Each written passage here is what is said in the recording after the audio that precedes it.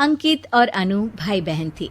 माँ बाप के देहांत के बाद बड़ी बहन अनु ने दिन रात मेहनत करके अंकित की देखरेख की और उसे पढ़ा लिखा कर पैरों पर खड़ा किया था। दोनों भाई बहन खुशी खुशी रह रहे थे। एक दिन, दीदी मुझे जॉब मिल गई है। अरे वाह भैया, तेरी मेहनत सफल हुई। मेरी मेहनत नहीं दीदी, आपकी मेहनत। अगर पापा के निधन के बाद मेरी जिम्मेदारी आप न उठाती तो ये सब नहीं हो पाता। मेरी सफलता सिर्फ आपके बलिदान की वजह से है दीदी। कुछ महीनों बाद अंकित की शादी सीमा से हुई। सीमा बड़ी ही चालाकी से अनु से मीठा मीठा बोलकर घर का सारा काम करवा लेती थी और खुद अंकित के साथ घूमा फिरा करती थी। वैसे तो वो सिर्फ खाना बनाने का काम ही घर में करती थी, लेकिन अब उसे उससे भी छुटकारा चाहिए था। इसीलिए एक दिन, दीदी मेरे हाथ का खाना अंकित को पसंद नहीं आता, क्या आप खाना बना दोगी प्लीज? अरे हाँ, ये भी कोई कहने की बात है, जरूर।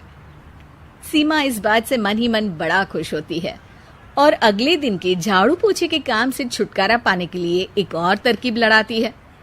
हॉल में जोर जोर से कराहने लगती है। उसके कराहने की आवाज सुनकर अनु हॉल में भागती हुई आती है। क्या हुआ सीमा? दीदी लगता है मेरी कमर अकड़ गई है। वो क्या है ना, मुझे झाड़ू पोछा करने की आदत नहीं है ना। मेरी मम्मी पापा ने मुझसे कभी ये काम नहीं करवाया। अरे कोई बात नहीं, झाड़ू पोछा ही तो है, मैं कर लिया करूंगी। ऐसे ही धीरे धीरे सीमा ने घर के सारे कामों का बोझ अनु पर डाल दिया।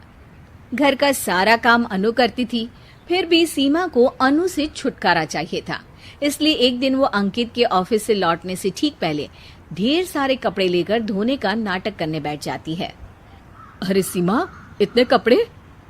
अब क्या करूं, अकेली पड़ जाती हूँ। करना तो मुझे ही है ना। अरे दीदी से मदद ले लेती। अच्छा, ताकि सारा जमाना कहे कि भाभी बड़ी ननद से काम करवा रही है। और वैसे भी दीदी ने तो साफ कह रखा है मुझे कि तुम आज जो भी हो सिर्फ उनकी वजह से हो, इसीलिए अगर उनके बनाए इस घर में रहना है तो काम करना ही पड़ेगा। ये सब सुनकर अंकित को बहुत गुस्सा आ गया। उसने अनु को बुलाकर कहा, दीदी ये घर पापा ने बनाया था और इसमें मेरा भी हिस्सा है और मुझे वो चाहिए। ये सुनकर अनु को बुरा तो लगता है, मगर वो दूसरे ही दिन घर का बंटवारा करने के लिए वकील के पास चली जाती है। वहां से लौटते हुए अनु का एक्सीडेंट हो जाता है, जिससे वो दोनों पैरों से अपंग हो जाती है। अब मजबूरन उसकी पूरी देखरेख सीमा को करनी पड़ती है। एक दिन सारे कामों से थक कर सीमा अंकित से कहती है, अजी सुनते हो, अब मुझसे तुम्हारी ये बहन की सेवा ना होगी। अगर कल तक तुम इसका बंदोबस्त नहीं करते तो मैं घर छोड़कर चली जाऊंगी। अरे ये कैसी बातें कर रही हो? इस हालत में वो कहाँ जाएंगी? मैं कुछ नहीं जानती, बस कल ये इस घर में मुझे दिखनी नहीं चाहिए। अंकित अपनी बीवी की जिद के आगे हार मान लेता है और अनु को शेल्टर होम में छोड़ आता है। 3 महीने बाद, अजी सुनते हो, ये आपके लिए एक पार्सल आया है, ये लीजिए। अरे इसमें तो घड़ी है और एक चिट्ठी भी है। दिखाइए तो। अरे वाह, बड़ी ही सुंदर घड़ी है, लेकिन ये आपको भेजी किसने? पता नहीं, शायद चिट्ठी में कुछ लिखा हो। आशा करती हूँ ये घड़ी तुम्हें पसंद आएगी। रक्षाबंधन की बहुत शुभकामनाएं, तुम्हारी दीदी अनु। चिट्ठी पढ़कर अंकित की आंखें भर आती है। मैं दीदी को लेने जा रहा हूँ सीमा। अरे घड़ी भेज तो दी उन्होंने, अब क्यों जाना उनके पास?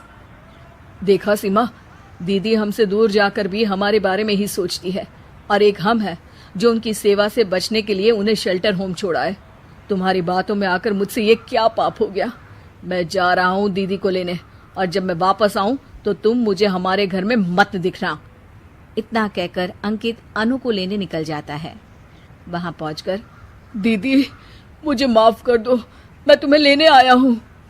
भाई आज तो राखी है, आज तो मैं मना कर भी नहीं सकती। दोनों घर पहुंचते हैं। अरे सीमा, तुम अभी तक यहीं हो? निकल जाओ इस घर से। अरे वाह अंकित, फिर वही गलती कर रहे हो तुम। सीमा, तुम कहीं नहीं जाओगी। दीदी मुझे माफ कर दो, मुझसे गलती हो गई। सीमा, आज ये समय माफी मांगने का नहीं है, राखी की तैयारी करने का है। चलो तैयार हो जाओ, तुम्हारे भैया के घर भी तो जाना है ना। ये सुन सीमा अनु के गले लग जाती है।